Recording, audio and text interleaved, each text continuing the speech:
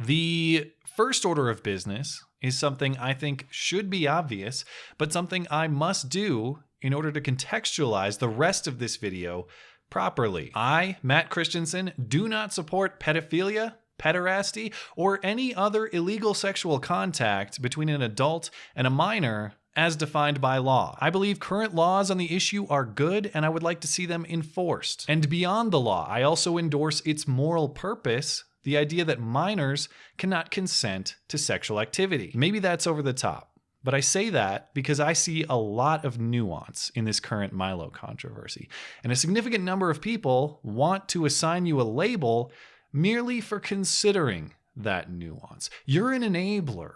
You're an apologist. No, I'm not.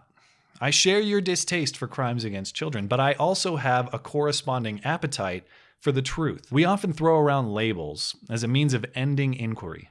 You're a racist, discussion over. You're a Nazi, discussion over. You're a pedophile, or a pedophile enabler, or a pedophile apologist, discussion over. And I get it. I certainly think the default position of being too harsh on crimes against children is better than being too lenient. But the accusation of being a pedophile, or a pedophile apologist, or a pedophile enabler should not end inquiry. In fact, I think given the weight of that accusation, it's only fair to follow that accusation with serious, honest, objective investigation. And so that's what I intend to do. A few disclaimers up front. I am obviously a fan of the guy. Few have fought harder in the crucial cultural battle for free speech, and he is part of a small circle who I credit with saving me from my former progressive leanings. I'm not sure how close I was to becoming a frothing SJW, but thanks to Milo and others,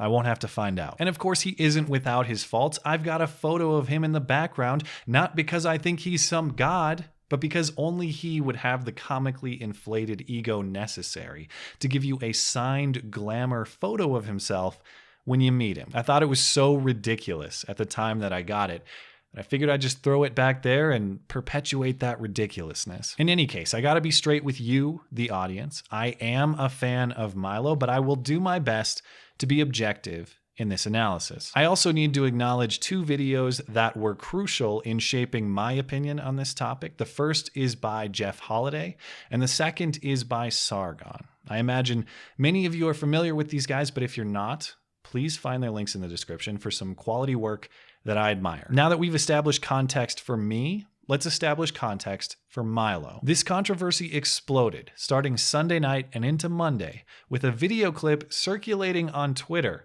of Milo appearing on the Drunken Peasants podcast in January 2016. In this clip, Milo makes the bulk of the questionable statements that have created the current outrage, which I will analyze shortly. Up front, it is important to acknowledge this controversy is political in its motive. Why is a podcast clip that was recorded more than a year ago circulating now? Well, it's because Milo was booked as a speaker at the upcoming CPAC event, the Conservative Political Action Conference, and certain political adversaries of Milo did not like that booking, so they circulated this clip as a means to deplatform him, and their efforts were successful. His speech at CPAC has since been canceled, citing concerns over, quote, the revelation of an offensive video of him condoning pedophilia. Much of the media coverage repeated that same characterization. Facebook's top trend said he defended pedophilia, and plenty of headlines read much the same way. In addition, Milo's publisher Simon & Schuster canceled the deal for his forthcoming book, and on Tuesday afternoon, Milo resigned from Breitbart News. Does a political motive mean the criticism is invalid? Absolutely not. But it is part of the overall picture, and to me it does great damage to the people who claim to be outraged over this issue from a purely moral perspective. The clips at issue come from the Drunken Peasants podcast, a video at the time with 250,000 views, since rising 100,000 more, and Joe Rogan's podcast at the time with 1.2 million views. These aren't some secret tapes newly discovered. They are well-known recordings now republished at a politically opportune time. So what did Milo actually say? Let's start from the beginning. The origin of all of this commentary is Joe Rogan's podcast, Milo's first appearance on September 30th, 2015. Late in that conversation, Joe and Milo are discussing religion, and specifically the Catholic Church. Milo is Catholic, and Milo makes a joke about an actual experience he had as a young man with a Catholic priest. I went to Catholic school, man, for a whole year. Cured me. Well, Fixed me up good. That's where you get your fine sense of right and wrong from. No, wait, let's not do that.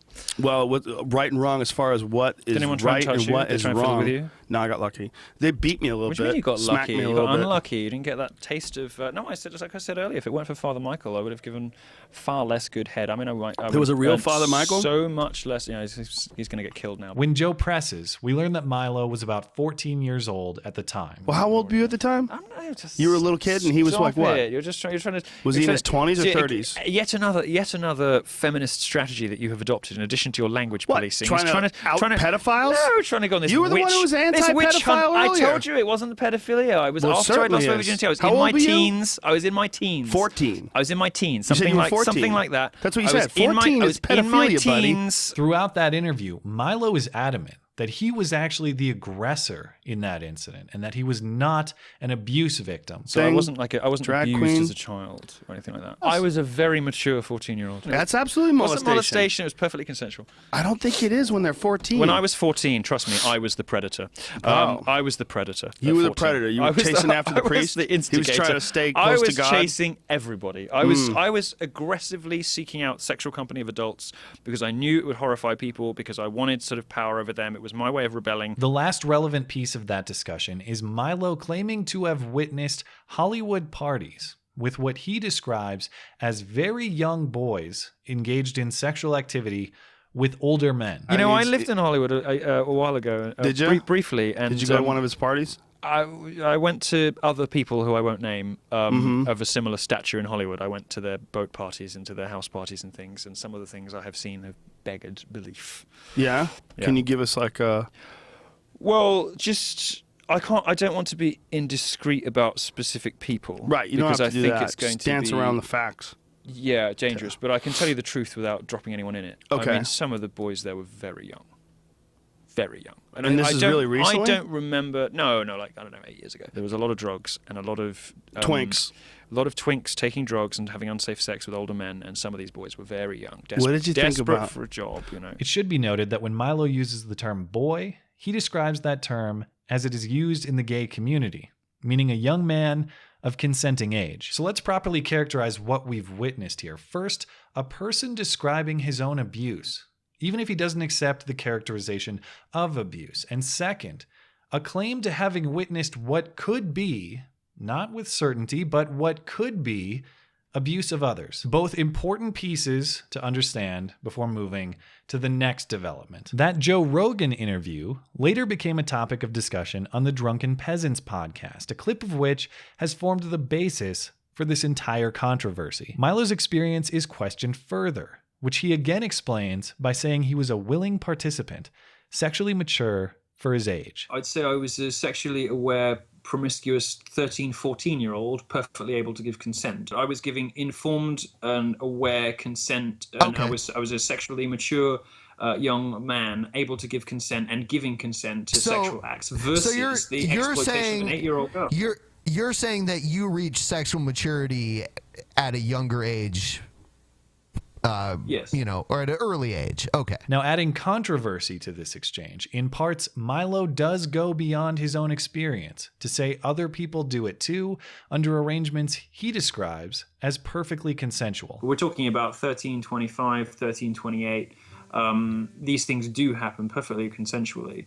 Often, by the way, it's the women who suffer in these, because what normally happens in schools very often is it's an older woman with a younger boy, and the boy is the predator in that situation. The boy is like, let's see if I can fuck the gym teacher, or let's see if I can fuck the hot maths teacher, and he does. The women fall in love with these nubile young men, these athletic young boys in their prime. And end up having their lives destroyed. They end up having to move schools, move the country, whatever. I would say in the situation I describe in the Joe Rogan show, I was very definitely the predator on both occasions. There is also a segment in which Milo describes the perceived benefits of what happened to him. closing his remarks with the same joke he made on Joe Rogan's podcast. People are messy and complex, and actually in the homosexual world particularly, some of those relationships between younger boys and older men, the sort of coming of age relationships, the relationships in which those older men help those young boys to discover who they are and give them security and safety and provide them with love and a reliable and sort of a rock where they can't speak to their parents. Some of those relationships are some like of the most molestation to me. It sounds well, like you know what? It sounds like Catholic grateful. priest molestation to me. And you know what? I'm grateful for Father Michael. I wouldn't give nearly such good head if it wasn't for him. Oh my God! I can't handle it. However, it is crucial to acknowledge that throughout this exchange, Milo is discussing the exception and not the rule. He states explicitly that he thinks current laws are correct, and at no point does he advocate changing the status quo. Now, the reason these age of consent laws exist is because we have to set some kind of a barometer here.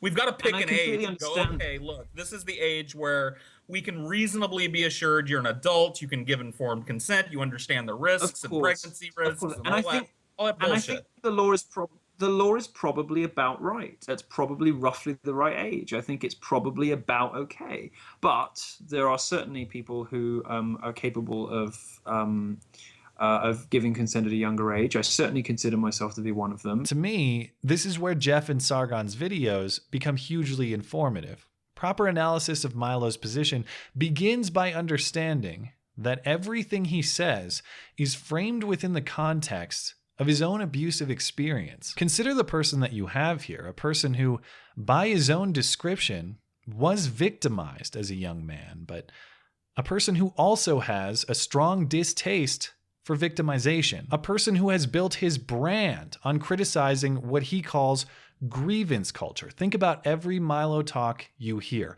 Hey, feminists, you're not victims. Hey, Black Lives Matter, you're not victims. Hey, social justice progressives generally, you're not victims. It makes sense he would have an aversion to creating his own grievance, even if he should. And by insisting he was an able, willing, consenting partner in what happened to him, by describing perceived personal benefits of what happened to him, he neutralizes that unacceptable victimhood. This is likely Stockholm Syndrome. Developing feelings of affection toward an abuser allows him to escape the victim mentality he despises. Now, just because someone was himself a victim doesn't mean he gets a free pass to say whatever he wants on the topic.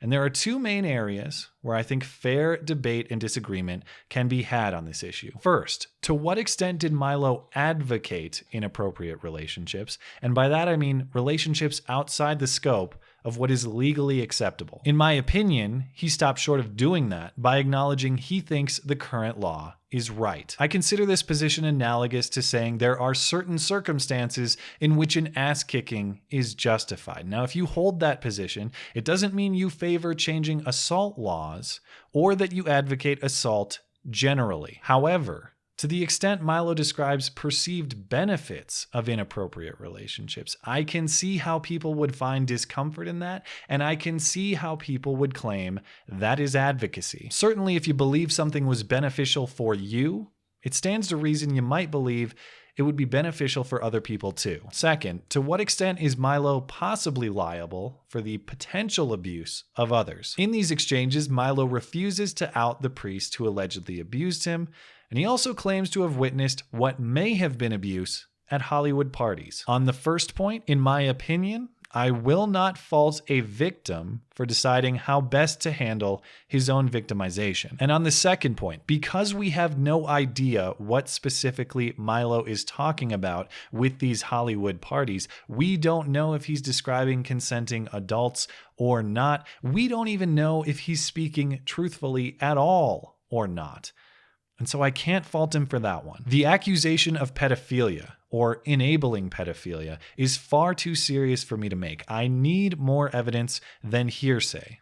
even if it's self-provided hearsay. But again, can I fault you for saying he should have done everything in his power to stop that priest, a priest who may have abused others? Can I fault you if you take him at his word and believe him when he says he witnessed at best inappropriate or at worst illegal activity and did not report it? I cannot. So after considering all the available facts, where do I stand? Well, absent concrete evidence of actual abuse or incitement to abuse, I cannot fault a person for holding ideas with which I disagree, however controversial, especially if I believe abuse of that person has contributed to the formation of those ideas. In the case of Milo, I do believe that. I do believe he was abused. I believe his aversion to victimization has caused him to rationalize it. And I believe his rationalization has come off as justification or even